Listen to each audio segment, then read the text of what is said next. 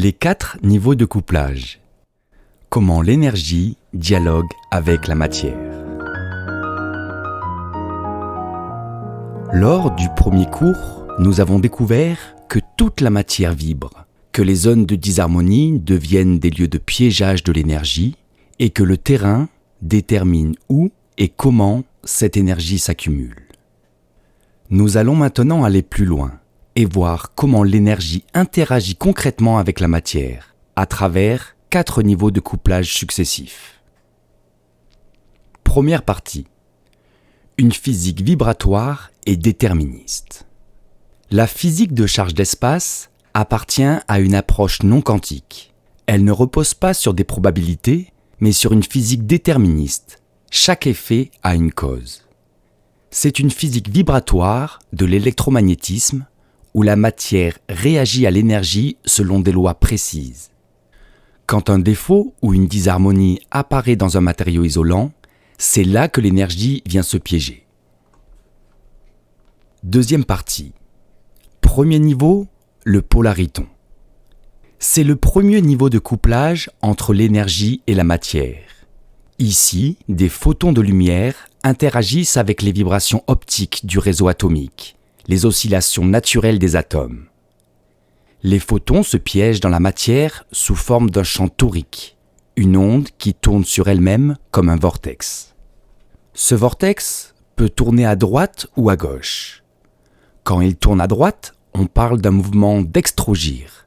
La lumière circule, se déploie, entre et sort librement de la matière. C'est la vraie lumière, celle qui rayonne et alimente la vie.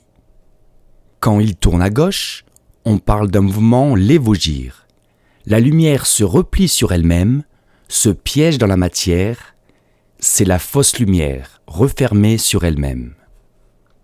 2 mouvements opposés, 2 dynamiques d'un même phénomène. L'un favorise la circulation et la vitalité, l'autre la densification et l'enfermement. C'est le niveau 1. Le polariton correspond à la quantité 1. Troisième partie. Deuxième niveau, le polaron. Le deuxième couplage met en jeu les électrons et les vibrations acoustiques du réseau atomique. Cette interaction est 1000 fois plus puissante que la précédente. L'énergie stockée est fois 1000 par rapport au premier niveau. Patrick Michel-Lebert et son équipe, alors en recherche au CEA, ont pu mesurer ce phénomène grâce à un microscope électronique à balayage spécialement conçu à cet effet, un dispositif innovant dont ils ont déposé plusieurs brevets. Ils ont ainsi observé que certains isolants pouvaient accumuler une quantité d'électrons 1000 fois supérieure à l'énergie initiale sans conduction apparente. C'est la mémoire diélectrique du matériau. C'est le niveau 2, le polaron correspond à la quantité 1000. Quatrième partie.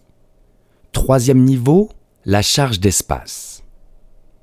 Une fois les électrons piégés en profondeur, ils créent un champ électrique qui attire d'autres électrons de l'extérieur. Ce phénomène se produit parce que la surface du matériau, devenue positive, agit comme un attracteur de nouveaux électrons. Elle appelle naturellement de nouvelles charges négatives pour rétablir l'équilibre. Les électrons extérieurs ont donc envie de rentrer dans ce réservoir. Ils sont littéralement attirés par cette différence de potentiel. L'effet devient alors auto-amplificateur. Plus les électrons s'accumulent, plus le champ attire de nouvelles charges. L'énergie initiale, minime, peut ainsi être multipliée par 1 million. C'est la charge d'espace. La matière devient localement saturée d'énergie. Ce phénomène se retrouve aussi dans le corps humain, qui agit comme un isolant vivant. Il accumule des charges émotionnelles, psychiques ou physiologiques jusqu'à un point de saturation. C'est le niveau 3. La charge d'espace correspond à la quantité 1 million. Cinquième partie. Quatrième niveau, la tension mécanique interne. Quand la matière atteint sa limite, elle ne peut plus absorber d'énergie. Elle entre en tension mécanique interne. les forces électriques se convertissent en forces mécaniques. Cette tension peut être 1000 fois supérieure à la charge d'espace. L'énergie totale atteint un facteur d'1 milliard par rapport à la première étape. À cette échelle, la matière peut littéralement se fissurer ou exploser. Dans le corps humain, cette saturation énergétique correspond à une rupture d'équilibre, burn-out, maladie, effondrement psychologique. C'est le moment où l'on casse symboliquement parce que le réservoir est plein. Autrement dit, on a mis 1 au départ dans une zone de défaut et au bout d'un certain temps, cette même zone atteint une énergie équivalente à 1 milliard. On est sur des énergies comparables à une réaction nucléaire, concentrée en un point invisible. Une amplification vertigineuse qui illustre la puissance des lois vibratoires à l'œuvre dans la matière et leur reflet tout aussi saisissant dans le vivant. C'est le niveau 4. La tension mécanique interne correspond à la quantité 1 milliard. En résumé, polariton, photon plus vibration acoustique, énergie piégée fois 1. Polaron, électron plus vibration acoustique, énergie accrue fois 1000.